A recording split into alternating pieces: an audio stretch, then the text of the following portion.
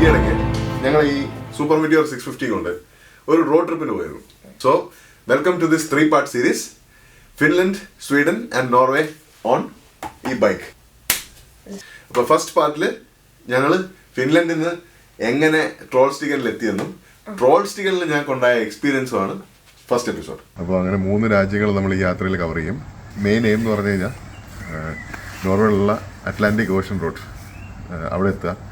അതുകൂടാതെ ട്രോൾസ്റ്റിഗൻ, ഗെറിംഗർ ഫോർഡ്, അവിടെയൊക്കെയുള്ള നല്ല scenic റൂട്ട്സും hairpin ഒക്കെയുള്ള വലിയ മലകളും അതൊക്കെ നമ്മുടെ ഈ royal Enfield super Meteor 650 cover ചെയ്യുക എന്നുള്ളതാണ്.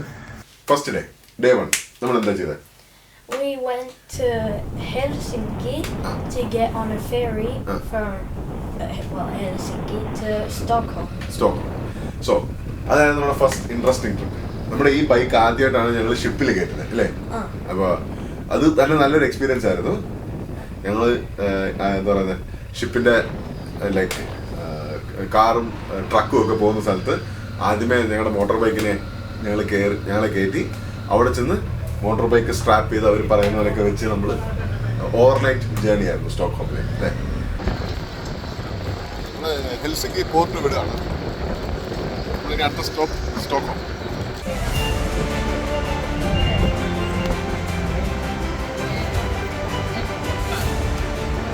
ഞങ്ങൾ രാവിലെ എഴുന്നേറ്റപ്പോൾ നമ്മൾ സ്റ്റോക്ക്ഹോമിലോട്ട് എത്തുന്ന ആർക്കിപ്പെല്ലാഗോയിലൂടെ ഞങ്ങളിങ്ങനെ പൊക്കോണ്ടിരിക്കുകയായിരുന്നു. പിന്നെന്ത് ചെയ്തു? നമ്മൾ അവിടെ എത്തിയതിനു ശേഷം we went to visit one of our relatives. Yes, ഞങ്ങളുടെ എൻ്റെ ഒരു നേവിയും ഇവൻ്റെ കസിൻ സ്റ്റോക്ക്ഹോമിൽ പഠിക്കുന്നുണ്ട്. അപ്പോൾ മച്ചാനെ ഒന്ന് കാണാൻ പോയി ഞങ്ങൾ. എന്നിട്ട് അവിടെ നിന്ന് ഞങ്ങൾ ജേർണി സ്റ്റാർട്ട് ചെയ്തു. എങ്ങോട്ടാ? സാർണ. ആ ജേർണി ഓൾമോസ്റ്റ് ഞങ്ങൾ വൈകുന്നേരം, നമ്മൾ രാത്രി 9 മണി കണ്ടായി. ഞങ്ങൾ വളരെ നിർത്തിയാ പോയത്. കാരണം first day of long travel ആയിരുന്നുകൊണ്ട് ഞങ്ങൾ ഇടയ്ക്കിടയ്ക്ക് പെട്രോൾ പമ്പിലേക്ക് നിർത്തി. എന്താ കഴിച്ചത്? ഹോട്ട് ഡോഗ് ആയിരുന്നു ഞങ്ങളുടെ മെയിൻ ഭക്ഷണം. വില തുച്ഛം ഗുണം മെച്ചം. അപ്പോൾ അങ്ങനെ ഞങ്ങൾ ഹോട്ട് ഡോഗ് ഒക്കെ അടിച്ച് ഞങ്ങൾ ഓൾമോസ്റ്റ് ഒരു 9 PM ഒക്കെ ആയപ്പോഴാണ് ഞങ്ങൾ എത്തിയത്.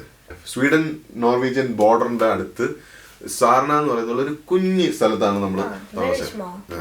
ഒരു ട്രഡീഷണൽ, ഒരു പഴയ ഹൗസ്, ഒരു ബംഗ്ലാവ് ഒരു ഹോട്ടലായിട്ട് കൺവേർട്ട് ചെയ്ത. Breakfast. But the breakfast wasn't those fancy things you get from those really big hotels. It was just a normal bread, jam, butter, those kind of stuff. And what bread? What jam? Homemade bread? Yeah. Homemade jam.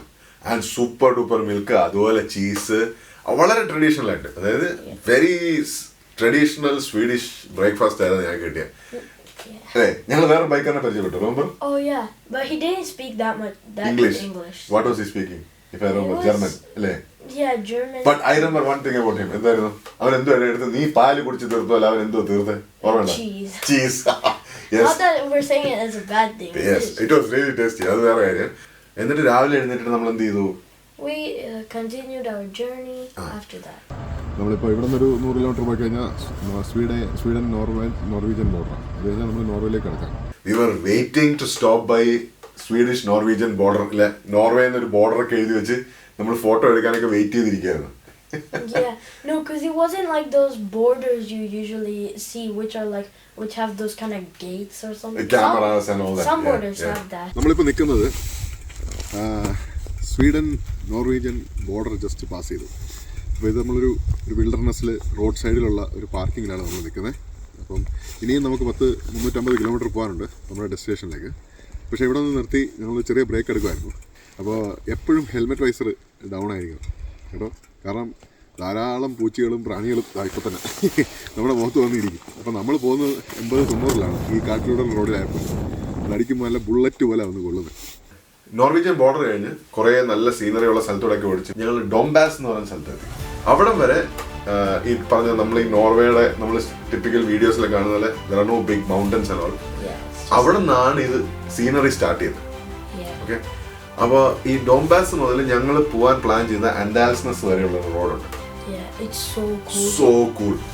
It's like when you're going, it's like a road, but like there's big mountains. It looks like it's about to cover you like this. Yeah. നമ്മൾ അതിനിടയ്ക്ക് അവിടെ നിർത്തി video ഒക്കെ എടുത്തു. നോർവേയിലെ ഡൊംബാസ് എന്ന് പറയുന്ന സ്ഥലത്ത് നിന്ന് അൻഡാൽസ്നസിലേക്ക് പോകുന്ന റോഡിൻ്റെ ഒരു സൈഡിലാണ്. എവിടെ സ്ഥലം ഒന്നും നമുക്കറിയത്തില്ല. പക്ഷെ ഒരു അടിപൊളിയൊരു സ്ഥലം ഞങ്ങൾ കണ്ടു. നിങ്ങൾക്ക് ഇത് കാണിച്ചു തരാൻ വേണ്ടി ഞങ്ങളത് കാണിക്കാമോ?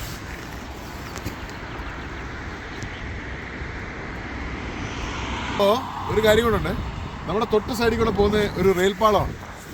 ഇതിവിടുത്തെ ഒരു സീനിക് എന്താ പറയുക റെയിൽ റൂട്ടിൻ്റെയാണ് ഇത്. അതും ഇതുപോലെ തന്നെ ഡൊംബാസ് മുതൽ ആൻഡാൽസസ് വരെ പോകുന്ന ഒരു റൂട്ടിൻ്റെയാണ്.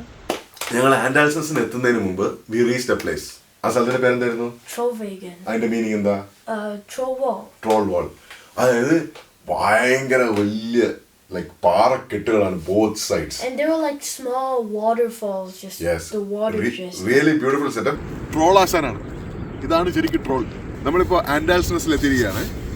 അപ്പോൾ അവർ ആൻഡാൽസസ് എത്തുമ്പോൾ നമ്മളെ വെൽക്കം ചെയ്യുന്നത് ഈ ട്രോൾ വേഗൻ എന്ന് പറയുന്ന സ്ഥലമാണ്. ട്രോൾ വേഗൻ എന്ന് പറഞ്ഞു കഴിഞ്ഞാൽ ട്രോൾ വോൾ, അതായത് ട്രോളിൻ്റെ മതിൽ എന്നറിയപ്പെടുന്ന ഒരു സ്ഥലമാണിത്. രണ്ട് വലിയ മലകളുടെ ഇടുക്കിലാണ് ഈ സ്ഥലം. അപ്പോൾ അത് ക്യാമറയിൽ കാണുമ്പോൾ അത് എത്രത്തോളം നിങ്ങൾക്ക് അത് മനസ്സിലാവുമെന്ന് എനിക്കറിയില്ല. പക്ഷേ വീഡിയോയിൽ ഒന്ന് കാണിച്ചു തരാം. 1700 മീറ്റർ പൊക്കമുണ്ടെന്നാണ് പറയുന്നത് ഈ ഒരു മതിൽ. ഇതിനിപ്പോൾ മതിൽ കെട്ട് പോലെ ഉള്ള ഈ പാറക്കെട്ടിന്. അതുപോലെ തന്നെ അപ്പുറത്തും.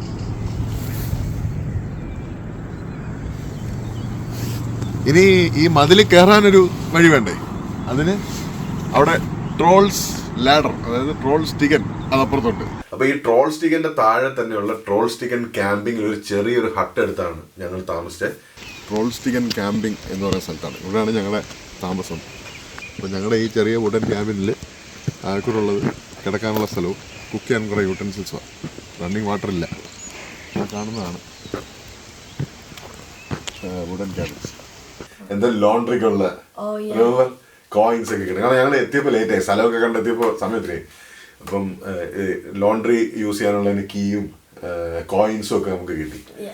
അത് കഴിഞ്ഞ് പിറ്റേ ദിവസം രാവിലെ we reached on Sunday morning. Remember? Yes. രാവിലെ തന്നെ ഞങ്ങൾ ഡ്രസ്സ് ഇട്ട് റെഡിയായി ഞങ്ങൾ ട്രോൾ സ്റ്റിഗൻ കയറാൻ പോയി. അപ്പോൾ ഈ ട്രോൾ സ്റ്റിഗൻ എന്ന് പറയുന്നത് നമ്മുടെ താമരശ്ശേരി ചുരം പോലെ അതിൻ്റെ ഒരു എക്സ്ട്രീം വെർഷൻ. നിങ്ങൾക്ക് ബാഗിൽ കാണാൻ പറ്റുമെന്ന് അറിയില്ല. ചെറിയ ചെറിയ പെട്ടികൾ കാണാം. പെട്ടികൾ താഴോട്ട് ഇറങ്ങി വരിക. അപ്പോൾ അവിടെ ഒരു ട്രാഫിക് ജാം ഉണ്ടായിരുന്നു, ഒരു ബസ്സും മറ്റേതോടെ പാസ് ചെയ്യുമ്പോൾ. എന്നിട്ട് ഞങ്ങൾ മേലോട്ട് പോയി. മോനെ അതൊരു 1.5 അതിലോട്ട് മേലോട്ട് കയറി പോകുന്ന എക്സ്പീരിയൻസ് വാസ് അമേസിങ്. കാരണം ആ കയറി പോകുന്ന ഒരു 3 or 4 ടേൺസ് കഴിയുമ്പോൾ V pass A small road. ആ റോഡിന്റെ ലെഫ്റ്റ് സൈഡിൽ എന്താ? Waterfall. Remember? Yeah, it's like super duper close. It's like the waterfall's here and like we are passing right. Yeah, it's like you're going right there. പക്ഷേ അത് പ്രശ്നം is നമ്മൾ ഇവിടെ ആണല്ലോ, നമ്മൾ റൈറ്റ് സൈഡിലല്ലേ ഓടിക്കുന്നത്. When we are going uphill, ഓപ്പോസിറ്റിൽ നിന്ന് വണ്ടി വരുമ്പോൾ നമ്മൾ ഈ എഡ്ജിൽ കൂടെയാണ് അതിൽ കൂടെ പോകുന്നത്. ഞങ്ങൾ ഒരു തവണ ക്ലൈംബ് ചെയ്തുള്ളൂ. അത് എന്തുകൊണ്ടാണെന്ന് ഞങ്ങൾ വീഡിയോന്റെ ലാസ്റ്റിൽ പറയാം. എന്നിട്ട് ഞങ്ങൾ we continued because Trollstigen കയറി വേണം ഗെയറാങ്കറിലേക്ക് പോകാൻ. Geiranger is one of the most beautiful fjords in Norway. അങ്ങോട്ടുള്ള റോഡും is a beautiful scenic route. Yeah, but also one thing, Geiranger is also kind of like Troll Stigen. Hairpin. So many hairpins. Beautiful ride.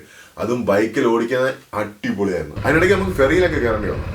കാരണം നോർവേയിൽ വളരെ common ആയിട്ടുള്ള ഒരു സാധനമാണ്. നമ്മൾ അടുത്ത video ഒക്കെ ഷൂട്ട് ചെയ്തിട്ടുണ്ടായിരുന്നു. ചെറിയ ചെറിയ ഐലൻഡ്സും അതുകൂടാതെ ഒത്തിരി റൈഡ് കുറയ്ക്കാൻ വേണ്ടി, ഫ്യോർഡ്സിനിടയിലെ റൈഡ് കുറയ്ക്കാൻ വേണ്ടി കണക്ട് ചെയ്യുന്ന ഒത്തിരി സ്മോൾ ഫെറീസ് ഉണ്ട്. നമ്മളിപ്പോൾ ഒരു ഫെറിയിലാണ്. വലിയ ഫെറിയൊന്നുമല്ല, റോൾ ഓഫ് എന്നുള്ളൊരു സംഭവം. നമ്മുടെ എല്ലാ ബൈക്കുകളും ഫ്രണ്ടിൽ തന്നെ കൊണ്ട് നിർത്തും. ഈ സാധനം താഴോട്ട് വരുമ്പോൾ നമ്മൾ ഓടിച്ചോണ്ടിറങ്ങും. പക്ഷെ പിന്നെ തിരിച്ചത് കഴിഞ്ഞ് ഞങ്ങൾക്ക് വീഡിയോ ഒന്നും എടുക്കാൻ സമയം കിട്ടിയില്ല. എന്തുകൊണ്ടാണ്? ഭയങ്കര മഴയും സ്റ്റോമും ആയിരുന്നു. ഞങ്ങൾ ഒറ്റയടിക്ക് വിട്ട് ഞങ്ങൾ നേരെ ട്രോൾ സ്റ്റിഗനിലെത്തി താഴോട്ട് വന്ന് കിടന്ന് സമാധാനമായിട്ട് ഉറങ്ങി. അപ്പോഴല്ലേ പിറ്റേ ദിവസം രാവിലെ നമ്മൾ അറിഞ്ഞ് എന്താ? യെസ്. അത് ഞങ്ങൾക്കൊരു ഞെട്ടലായി പോയി. കാരണം പിന്നെ ഞങ്ങൾക്ക് ട്രോൾ സ്റ്റിഗൻ കയറാൻ പറ്റിയിട്ടില്ല. ഞങ്ങൾ ഏകദേശം ഒരു 6:30, ഞാൻ പറഞ്ഞില്ല മഴ കഴിഞ്ഞ് വരുന്ന സമയത്ത് 6:30 ഞങ്ങൾ തിരിച്ച് ട്രോൾ സ്റ്റിഗൻ ഇറങ്ങി വന്നത്.